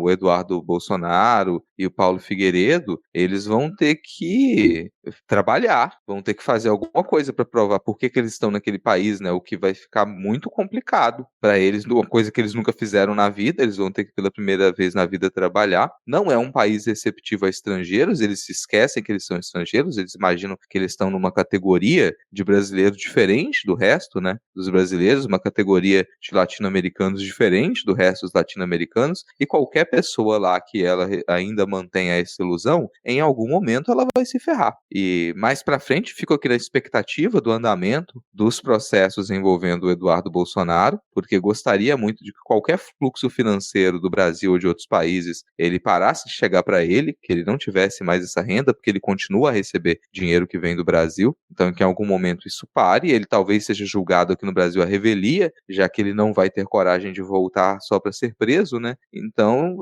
a minha expectativa, toda vez que falo o nome dele, é essa, né? Eu tô contando os dias para chegar o momento em que ele vai ser terminantemente condenado e ele vai parar de usar o nosso dinheiro para poder se sustentar como um lesa-pátria no estrangeiro. É isso, cara. E assim, vocês diminuíram aí o tweet do Bananinha. Eu discordo, cara. Eu acho que ele foi muito bem nesse tweet, porque apesar da forma torta como ele escreve, da falta de cognição, ele conseguiu dizer que o Trump é incompetente, porque ele disse que a decisão dos Estados Unidos decorre apenas de fatores internos, com a necessidade de conter a inflação americana, que foi justamente gerada pelo governo Trump, e ainda diz que o governo precisa entregar resultados rápidos para a população, para que a população sinta a redução da inflação, ou seja, que o Trump não tem mais nada para entregar para a população e ele vai precisar mexer nas tarifas, que foi justamente o que ele vendeu como grande boy de salvação para a economia americana, como se a economia americana estivesse numa bancarrota danada, né? Então, assim, eu gostei do tweet do Bananinha, para mim foi ali 8 de 10, porque ao mesmo tempo em que ele mantém toda a loucura, toda a insanidade, ele consegue criticar o Trump sem achar que tá criticando, porque se você for perguntar pra ele, ele vai falar... defendendo o seu Madruga. É isso aí, Rodrigo Pode. Resumiu perfeitamente, muito bem. É isso, fechamos aqui mais um tópico, então chore bastante, Bananinha, coma bastante chocolate, porque você vai precisar, e vamos agora para o nosso momento leitura de títulos.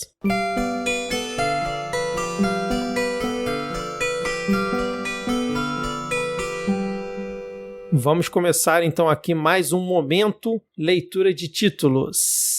Fraude no INSS. Esquema de desvios da Conafer tinha núcleos político, de comando e financeiro, segundo Polícia Federal.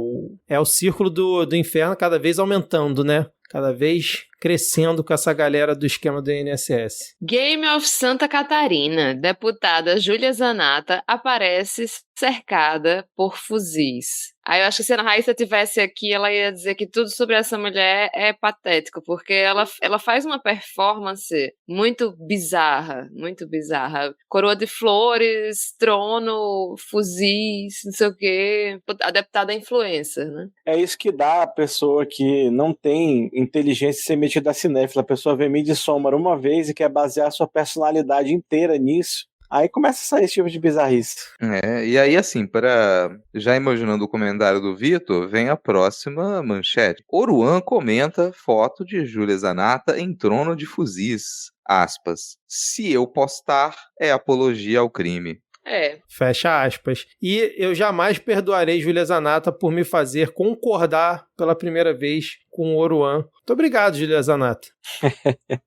E por falar em parlamentares ou prospectos de parlamentares, Partido Liberal de Jair Bolsonaro e do Valdemar, aquele do Mensalão, PL convida Jojo Todinho para ser candidata a deputada em 2026. Para a surpresa de 0 pessoas. Não, e parece que ela, por enquanto, ainda não aceitou. Tava na reportagem. Essa eu fui ler, não fui ler só o título, não. Parece que ela ainda não aceitou, mas que o PL vai continuar insistindo para levar ela para tentar concorrer. Vocês acham que isso aí que ela se elege?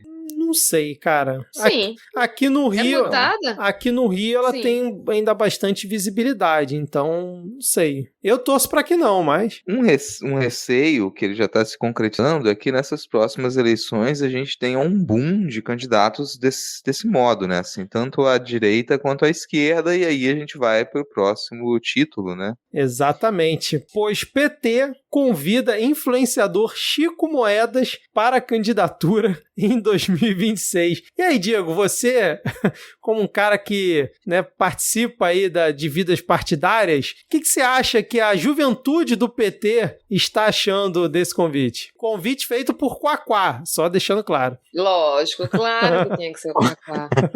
Olha, PT e Quaquá, eu quero avisar uma coisa. Se ele não foi fiel, não é agora que ele vai começar a ser. Cuidado, viu? Não, e totalmente perdido no rolê, né? Porque é a mesma coisa, assim, de botar o Fufuca no Ministério do Esporte, o PT chamar o Chico Moedas. Primeiro, o nome do cabo é Chico Moedas, já começa errado. Se fosse pelo menos Arnato Finanças, né? Mas o Chico Moedas... Aí o cabo ficou famoso porque traiu a namorada, que era uma cantora famosa. Quer dizer, não, ele era famoso também, mas enfim, ficou mais conhecido. É porque todo mundo é famoso hoje em dia, né? Famoso, gente. Ele era famoso, entre aspas, porque era amigo do Casimiro.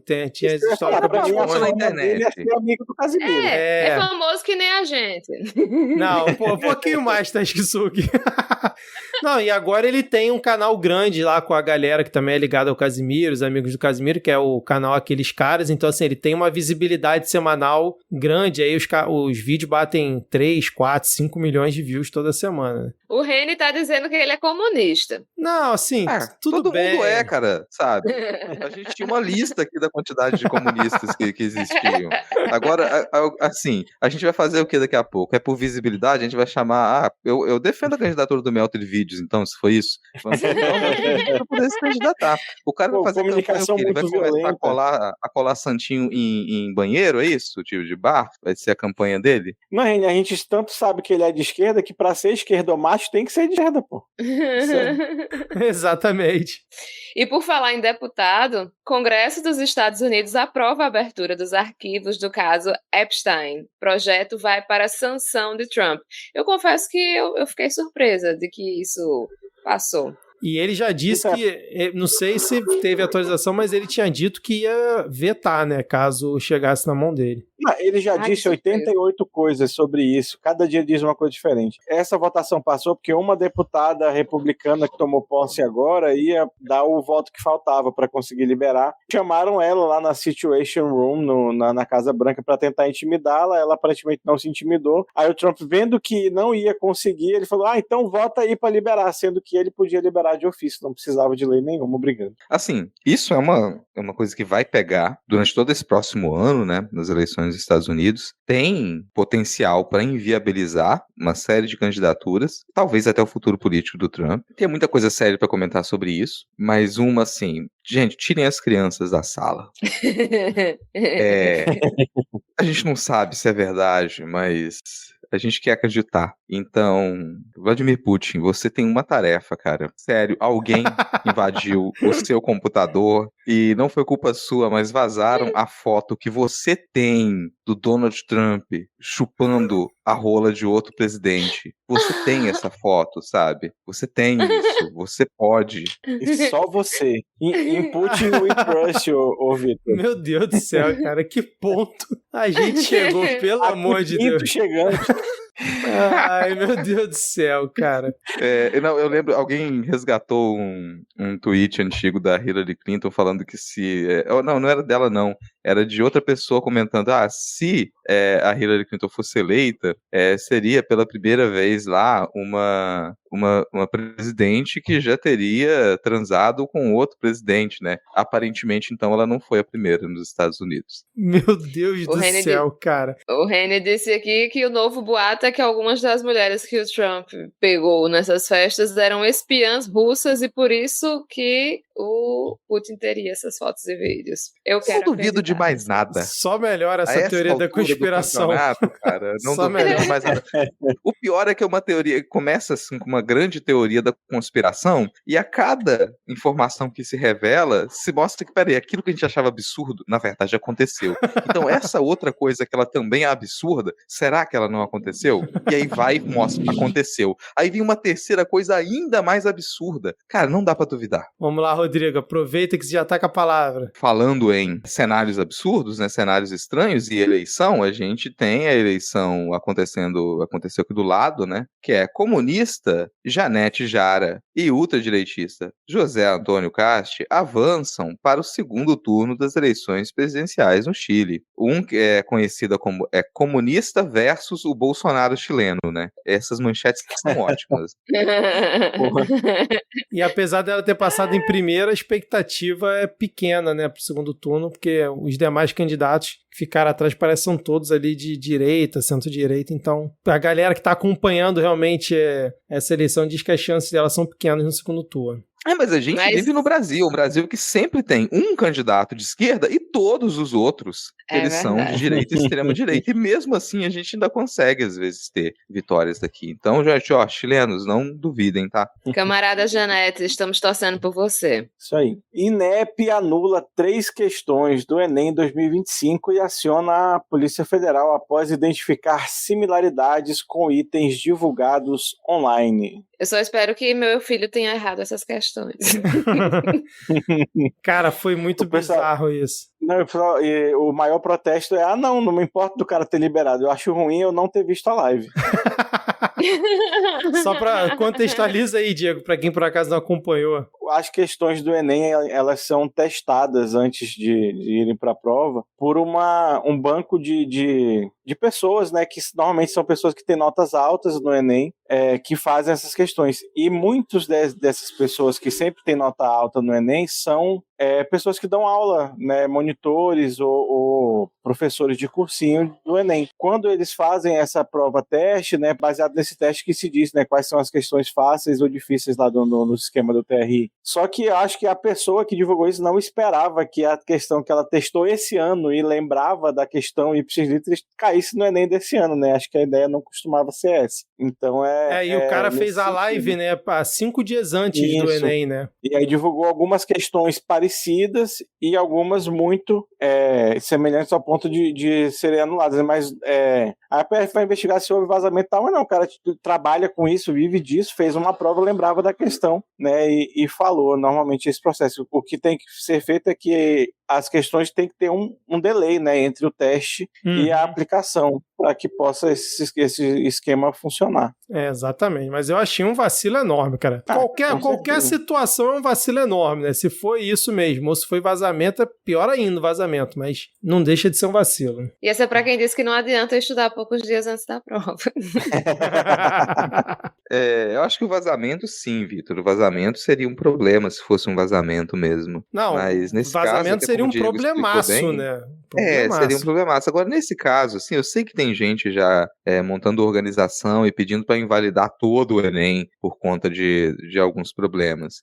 Não estou dizendo que não é problema. E tem como consertar, mas às vezes a gente perde a noção da escala do Enem. Sim. A gente perde a noção do tamanho que é isso. A gente esquece, a gente se acostuma a viver no Brasil, né? Um país de dimensões continentais. E, cara, vai ter problema. Esse tipo de coisa pode acontecer. Mas parem um minuto e tentem imaginar, perceber aí a escala do Enem. O tipo de operação que você precisa para colocar isso em prática. Só o fato do Enem continuar a acontecer, da gente conseguir aplicar essa prova do jeito que ela é aplicada e de, na maior parte dos casos, não dar problema, a gente vai ter problema, tem muito problema acontecendo, mas é uma coisa muito grande para você supor que isso vai acontecer 100%, que não vai ter deslize nenhum, que não vai ter coisas para serem corrigidas. Dada a situação, dado que a gente consegue realizar com o Enem, a gente tem outras preocupações ali, se for para pensar em coisas que precisam mudar do Enem,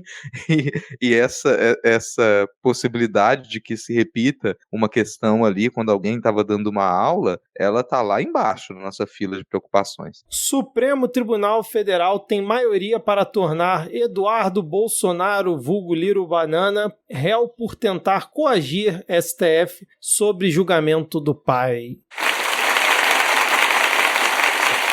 É isso. Torcemos aí para que Eduardo Bananinha consiga ter um julgamento justo e firme aí no STF. Uma cervejinha após a outra, gente. É isso que a gente quer, mas vamos organizar essas datas, entendeu? Papuda Day num dia, e depois espera mais uns dias aí pra gente poder se recuperar. Aí o sujeito se torna réu, bloqueia todas as contas dele pra gente ter tempo pra comemorar, e vai uma cervejinha após a outra. Empresa chinesa lança exército de robôs entregues em massa para trabalhar em 24 horas por dia. Parece que encontraram um trabalhador ideal. O vídeo é assustador. Se você quer ter uma noite de paz, não assista o vídeo. Mas, se é para usar uma piscina olímpica de água, usa para isso aí, para substituir ser humano em atividade estafante. Não para ficar fazendo vídeo de um presidente cagando na sua própria população. Não sei, cara, como espectador, leitor e autor de ficção científica, essas coisas, sempre que eu observo isso, eu falo, então, talvez a gente já tenha imaginado milhares de cenários em que isso não dá certo. Pois é. E, a gente não costuma. E não sai da memória que a palavra robô significa escravo.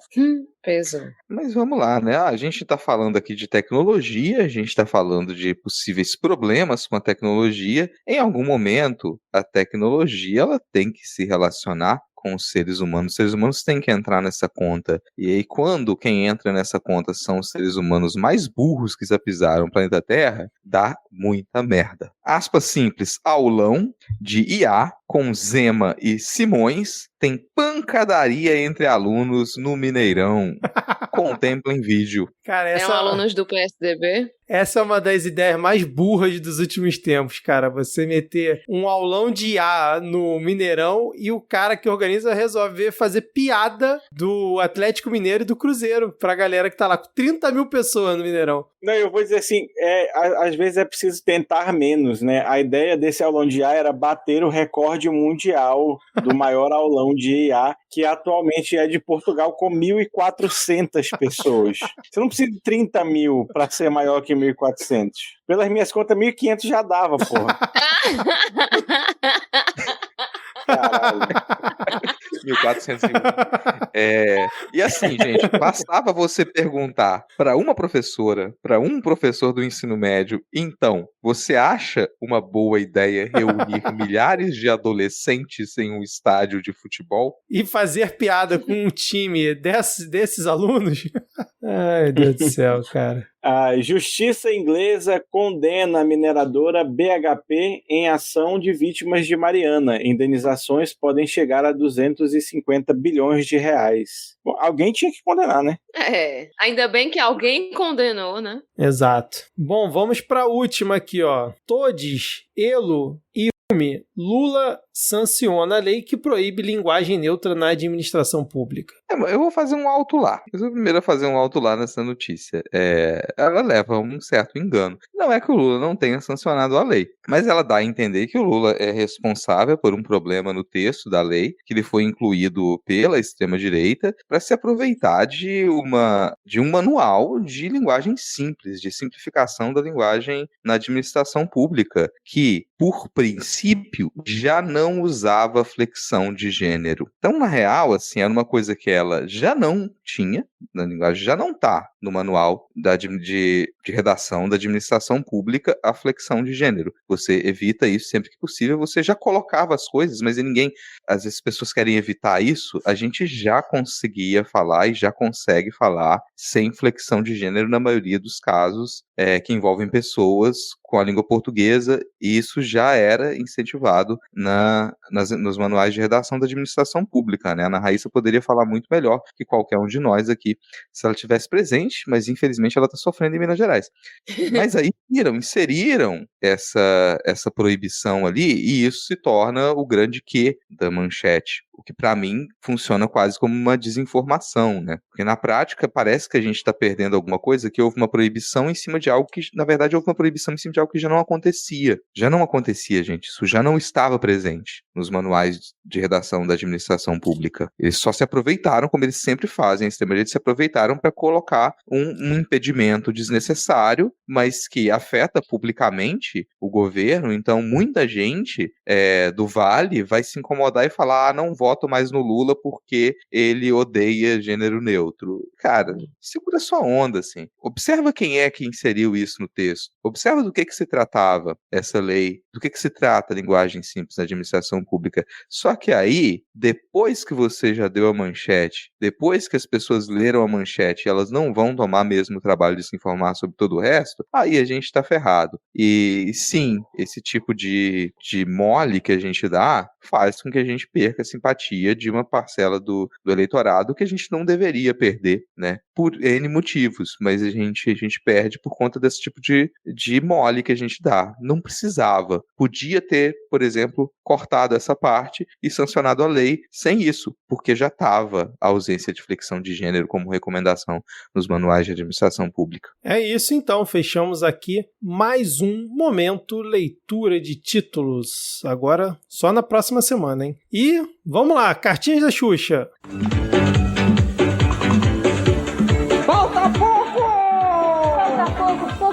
Pouco para você ganhar, baixinho. Não fica desesperando, aí fica esperando, fica triste, não. Se você escreveu, falta muito pouco. Você já fez o mais difícil, que era escrever.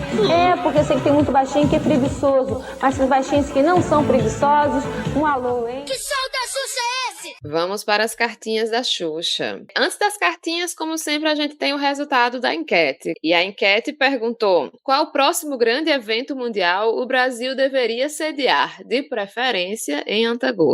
Então, as opções foram Campeonato de Luta de Camelos na Turquia, que acontece na Turquia, Festival de Buffet de Macacos, que acontece na Tailândia, e calma, a gente explicou o que é esse buffet de macacos no episódio anterior.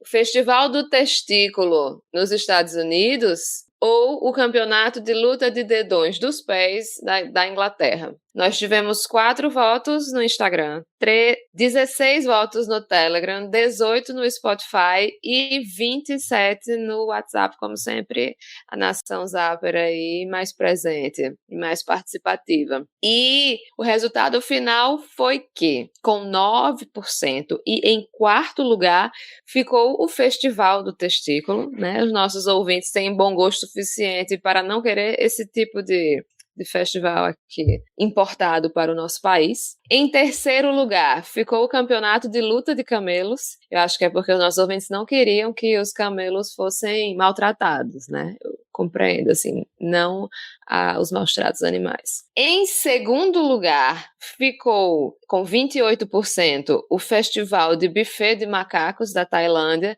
Eu gostei muito desse porque os macacos são bem tratados. Eu gostaria que tivesse ganho. Mas em primeiro lugar, com 52% dos votos, ficou o Campeonato de Luta de Dedões. Então, aguardem o Campeonato de Luta de Dedões em breve, chegando em Antagorda. E agora sim, nós vamos às cartinhas da Xuxa. Primeiro, as cartinhas do nosso episódio Sem Pautas, número 56, Batatas, Belo Dourado e Jogo dos Nomes. A Vanessa, não a da Mata, falou que ela ama pipos vitaminado e o sabor pizza é 10 de 10. Eu vou ter que discordar da Vanessa, que o sabor pipos de pizza é o que eu menos gosto. Eu recomendo o de milho. E o VX Souza enviou aqui a mensagem que dizia: vocês realmente acharam que fofia seria o limite? E ele mandou um print dizendo que existem 499 Fafaéis. Que é Fafael, que é com PH no lugar do R. Porra, e o foda é que a gente consegue ver o que aconteceu lá na mesa do tabelião, né? Não é Rafael com PH. Sim. Fafael. Cara, parece nome de prato de comida, né, cara? Tipo, farfalho. Cara, mas quer saber que eu acho pior? Eu acho que a gente tem 80 vezes em que alguém falou que queria registrar como Abal e a pessoa digitou errado porque o B tá do lado do N. Meu Deus. Vamos em frente para o próximo comentário depois dessa. O Paulo falou que cometeu o erro de ouvir o episódio antes do almoço e pesquisar sobre a suposta comida. Grande erro. Terei pesadelos. No mais, perdi muito com o mêsversário do Derby Vermelho. Será que temos mais um adepto do mêsversário do Derby Vermelho, Rodrigo? No episódio 57, PL Antifacção, COP30 e 100 dias de tornozelinha, o Eu Mesmo disse que eu, Thaís Kisuki, deveria receber um aumento de salário, visto que agora sou podcaster e sonoplasta. Então, fica aí, Vitor, o aviso, tá? Vou mandar um memorando para você em breve, cobrando aí pelos meus préstimos aqui. Vou me ater de não comentar este comentário. O Elvis Martuccelli disse que é um baixinho preguiçoso, mas que veio escrever que é preciso dilapidar PLs que favorecem o crime. Você viu aí pelos nossos comentários que talvez não seja tão dilapidado, Elvis. E, para finalizar, o Adriano Viana disse que, além de evitar escutar os episódios na academia, evitem escutar no trabalho. Essa do campeonato de dedão me quebrou no meio do expediente. Essa do buffet para os macacos. Tem que rolar show do Jota Quest, toda a macacada reunida. Eu acho que seria bonitinho o Festival dos Macacos, com o Jota Quest tocando e eles lá comendo o banquetezinho deles. Eu gostei dessa ideia, Adriano. O latino A única aplicação possível para um show do Jota Quest talvez seja essa. Exato, eu concordo. Então esses foram os nossos comentários no Blue Sky, no Spotify, no Instagram e... aonde mesmo? No YouTube? No YouTube, obrigada.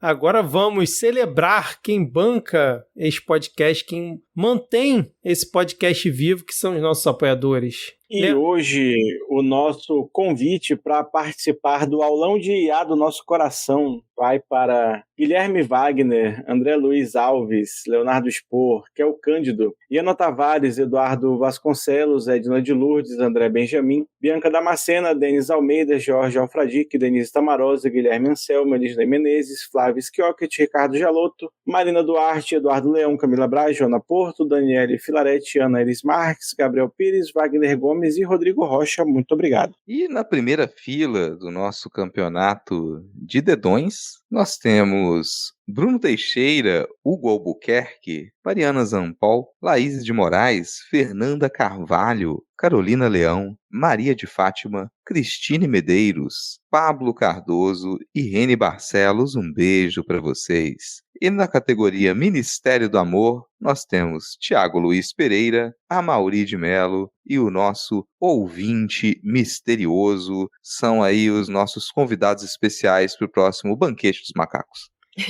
E fica aqui também o agradecimento, não nominal, mas também o agradecimento a todos os ouvintes que bancam este podcast através do Pix e através das outras categorias do Apoia-se, né, que são as categorias de 5 e 10 reais, né? 5 reais é a categoria paródia de abertura e 10 reais é a categoria um quicão generoso. Então, muito obrigado aí a todos que colaboram para a existência do Midcast. E aqueles que não podem contribuir financeiramente, divulga, né? Manda pro vizinho, manda pro amigo. No grupo da família, normalmente cai muito bem. Agora, a época de Natal tá pedindo, viu? Mandar um episodinho do Midcast aí no grupo que tá a tia-avó. Então, vamos lá, colocar a palavra do Midcast pra frente. Agora, Diego, temos enquete semana? Temos enquete da semana. Ana Raíssa não está entre nós, mas nós continuamos cuidando do povo de Brasília em nome dela. Né? Porque a gente viu aí que, infelizmente, o BRB, né, perdeu essa oportunidade de investimento, que era comprar o Banco Master. E para não deixar aí o povo, né, de Brasília desamparado, a gente queria saber que outras oportunidades de investimento o governador Ibanez deveria explorar, né, agora que a compra do Banco Master foi por água abaixo. A primeira opção aí de investimentos infalíveis seria adquirir aí uma participação na Telex Free, que é aí uma oportunidade única. Você, ouvinte que está querendo diversificar a sua carteira, procure aí, com certeza vai dar certo. E se você não conhece o que é Telex Free, pesquise aí no Google para você ver do que se trata. A segunda opção é que ele deveria investir em máquinas caça-níqueis, né, recém-regulamentadas pelo desgovernador do Rio de Janeiro, Cláudio Castro. É um ramo aí tradicional da economia brasileira, né, um mercado consolidado. A terceira opção de investimento seria o resgate de herança de príncipes nigerianos, que é um mercado que cada dia cresce mais no Brasil, né? Para você que acha que o pico desse investimento foi lá na década de 90 e 2000, você sabe que ainda está rolando, né? A monarquia nigeriana, ela continua sendo uma fonte de investimentos maravilhosa. A quarta opção, não menos importante, é o investimento aí no ramo da agropecuária, né, com ovos de avestruz, que são aí um ativo nacional ou quiçá internacional, com uma rentabilidade ótima. Então ficam aí para vocês decidirem qual o melhor investimento, né, do dinheiro do povo brasiliense que o governador deve fazer. Tô curioso para saber em qual opção a Ana Raíssa vai votar, cara. Ela que é uma grande interessada nisso aí, né? Bom, mas vamos de créditos finais agora, então. Só rapidinho, Rodrigo, lembrando que a gente ainda tá devendo o sorteio do mês de novembro. A gente deixa aqui para a próxima semana o sorteio para os ouvintes, para os apoiadores, né, da categoria Um Beijo da Lhama e Ministério do Amor. Isso aí. Bom, este episódio usou fontes de Águas de Lindóia e é um podcast apresentado por Victor Souza, Thaís Kisuke, Rodrigo Hipólito e Diego Esquinelo, com edição de Victor Souza. As nossas redes sociais são midcast.com.br no Blue Sky, podcastmid no Instagram e podcastmid@gmail.com na melhor rede social, que é a do Banco Central. É isso, gente. Muito obrigado para quem nos aturou até o final deste episódio e até a próxima semana. Tchau, tchau. Valeu. Valeu. Valeu. Um cheiro. Falou.